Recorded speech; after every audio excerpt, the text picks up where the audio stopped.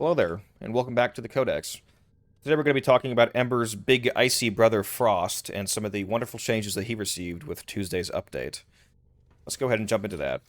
If we go to the arsenal here, I just have a blank build currently up, so let's talk about some of the ability changes that he got. His first ability, Freeze, they made it so that now when you throw Freeze into the crowd, first of all, it has like twice the radius it used to have, so it's got a much better AoE.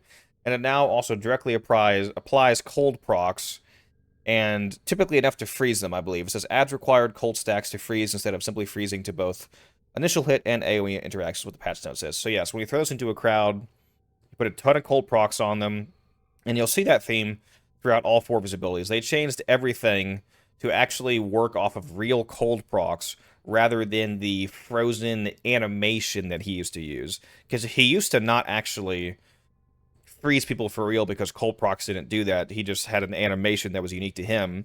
But now that a 10 stack of cold actually freezes enemies, they've changed all of his abilities to be themed appropriately around that. So he's now the actual cold themed Warframe. His second ability, for example, they changed the wording from duration to freeze duration to showcase the fact that you're actually freezing people with cold procs now. And they did change the augment mod as well, called Ice Wave Impedance. Now when this says create a frozen trail for 12 seconds, enemies that touch it are inflicted with cold status every second. This is now actual cold status rather than just a slowing animation, essentially. His snow globe is what got some of the best changes. For one, we got the change that we've wanted for years. You can shoot through your snow globe from the outside. So if enemies are in your snow globe and you're outside of it, it used to block your shots. Now allies can shoot through it. Enemies still can't shoot through it, obviously. It's still a barrier to enemies. That's the whole point of it, essentially. But you can shoot through it now. So being, you don't have to stand somewhere specific to be able to hit all the enemies. You could be inside, outside, doesn't matter. You can always shoot any enemies that you can see, so that's fantastic. Also, it now applies cold status per second rather than the previous slow per second stat. Has got the freeze duration stat there you can see. Now when you pop your snow globe, it automatically puts three cold stacks on any enemies that are hit by the explosion radius. And they have updated the chilling globe augment to now add 10 cold stacks, basically the enemies inside, instead of the normal rate that it usually does. So it's just a faster freeze, essentially.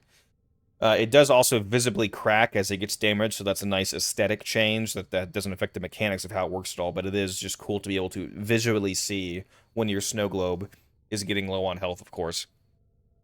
And then the avalanche, again, they replaced the animation freeze with it now actually puts however many cold procs the enemy needs to be fully frozen. So if they don't already have 10, it gives them however many they need to hit 10 cold procs, and they are then completely frozen.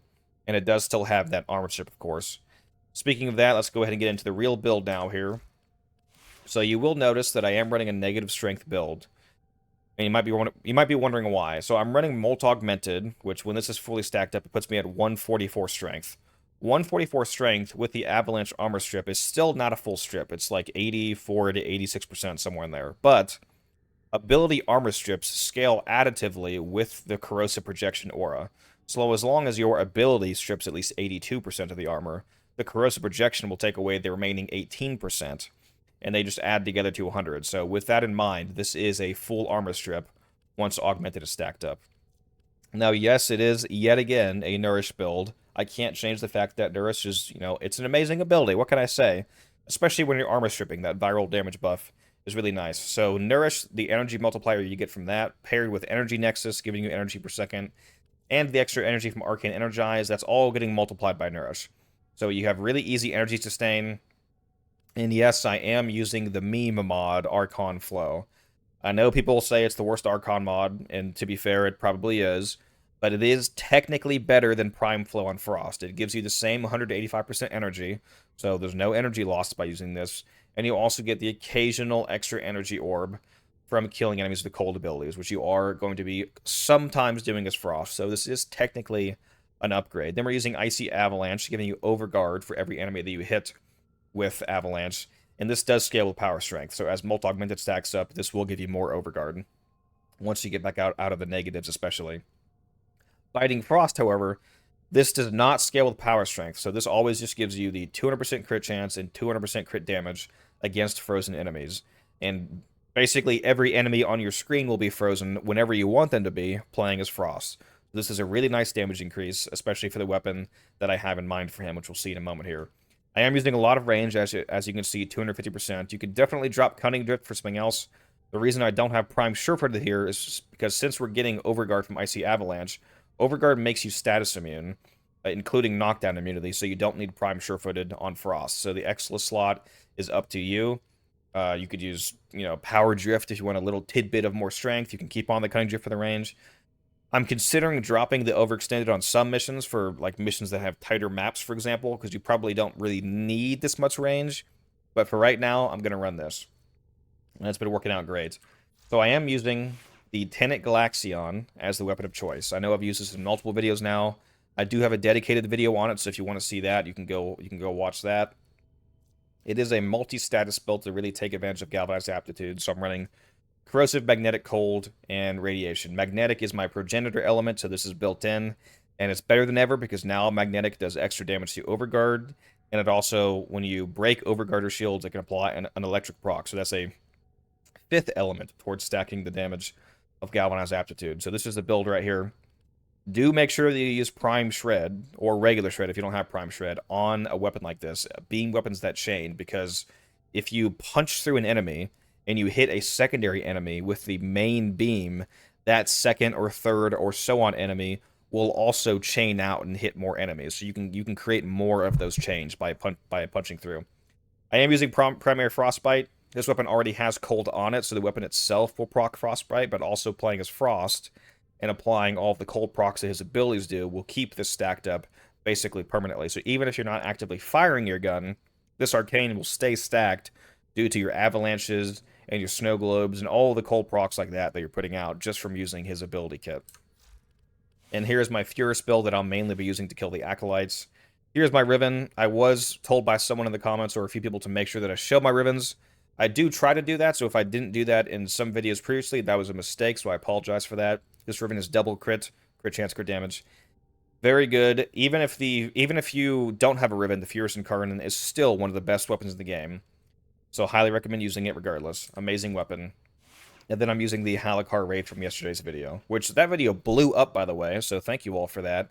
And thank you all very much for helping me pass 1,000 subs. And very insanely, I'm past 1,600 subs now. So you guys are amazing, and I love you all for that. And let's go ahead and hop into another Cube of Survival here, and I will showcase how that works. Although first, because I forgot I didn't mention this, the Archon Shards. I am using casting speed. None of these are Tau, because again, I've used so many shards lately, I'm running low for all these builds I want to do. I highly recommend using, ideally, one Tau-forged casting speed shard on him. It does make, especially his Avalanche, feel much better to use, because it's, it takes away that little bit of sluggishness that it has. Makes it much more streamlined and fluid to use. And then I did slap on a couple energy shards there, because I just had some blues lying around. But really the only thing that I would really mandate using would be at least one casting speed shard. Hopefully Tau forged for that, so it's 37%. But yeah, let's go ahead and hop to a mission here, guys, and we'll see how this performs. Now, thankfully, there was actually a Requiem Fisher version of this mission up right now, so the enemies will be even higher level than usual, which is good for testing purposes, of course, so they'll be around level 160 to 170 starting off. But first things first, go ahead and immediately use that Avalanche to start getting yourself some Overguard, thanks to the Augment. And just start taking them out. As you can see, the Tenet Galaxion, once you especially remove enemies' armor, even if it's just part of their armor right now because my Augmented isn't stacked up all the way, along with that Biting Frost Augment, does a lot more damage than it usually would. So it's a real nice buff for a weapon like this. Keep that Nourish up so you have that viral damage buff and that energy gain multiplier. And you can see that even with just base efficiency, I have no issues even spamming whenever I need to his 4th ability. My energy that I gain passively from Nexus, along with the energy orbs being multiplied by Energize, will give you everything you need. And I will say regarding Energize, if you don't have it because it's too expensive, for example, or it's too hard to farm, you could replace Energize with Arcane Steadfast on a build like this, and that would also work excellently. to save you some energy. Now watch what happens when I pop Snow Globe here.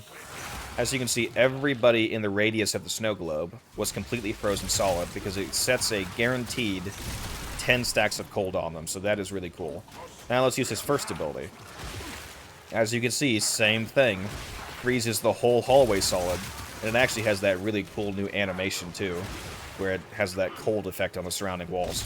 So Frost has some really hardcore crowd control now with how that new frozen solid effect works from cold procs. It's actually really cool and very mechanically effective.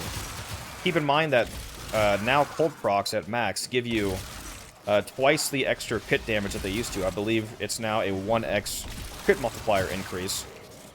That's additive, by the way, not multiplicative. So, like, if you have 7x crit multiplier, I don't mean it goes from 7 to 14. I mean it would go from 7 to 8. Because it adds just a flat 1x, like 1x to your crit damage.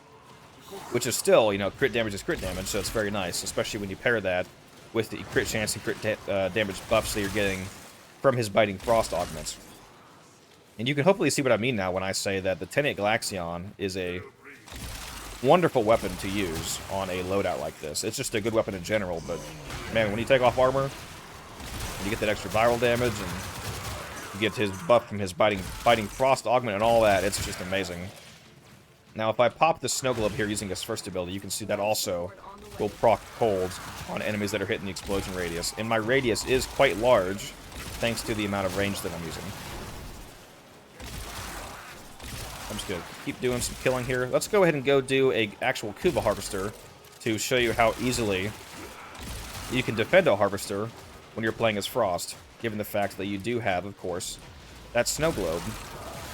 One thing I may not have mentioned when I was showing his build is that his new passive ability is that you now get extra armor for every enemy that is affected by cold procs within 15 meters of you.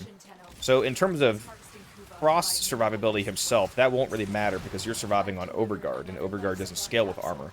But his Snow Globe health does scale with armor. So in a situation like this where you want to use the Snow Globe to protect a Harvester, that actually does have some utility. As you can see here, the Acolyte's about to spawn in, so I'm going to go ahead and charge up this Incarnate Fierce here and get a few kills. And then when he spawns in, I will strip his armor off. And it looks like he is up here, so let's go ahead and take him out. Although we don't want to lose that Harvester, of course, so again, you can just spam some Snow Globes. And doing that Snow Globe spam is also, it's much better when you have casting speed on. Much, much better. Let's go ahead and take him out. As you can see, super easy with how amazing the Incarnate Fierce is. Just absolutely obliterated. And again, even without a ribbon, amazing weapon. Kuva Harvester, it finished off just fine, even though I left it alone for the last few seconds there. Everybody around it was totally frozen, basically. So there was absolutely no issues defending that.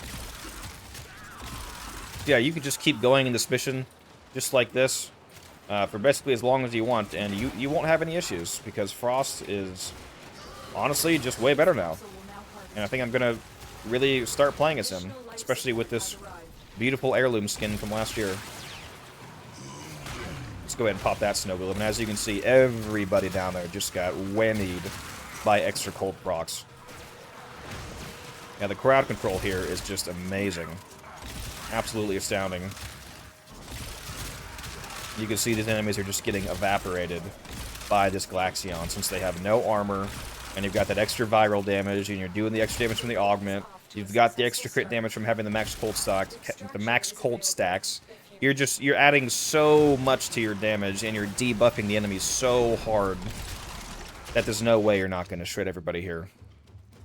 Go ahead and put no relic on there. So yeah, that was a quick showcase there of Frost and some of his changes. Highly recommend trying him out.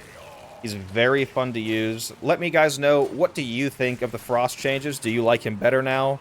Will you maybe start using him more? And just let me know things like that down below. What weapons especially do you think would pair nicely with the kind of buffs that he offers now? Anyways, guys, I will see you in the next one.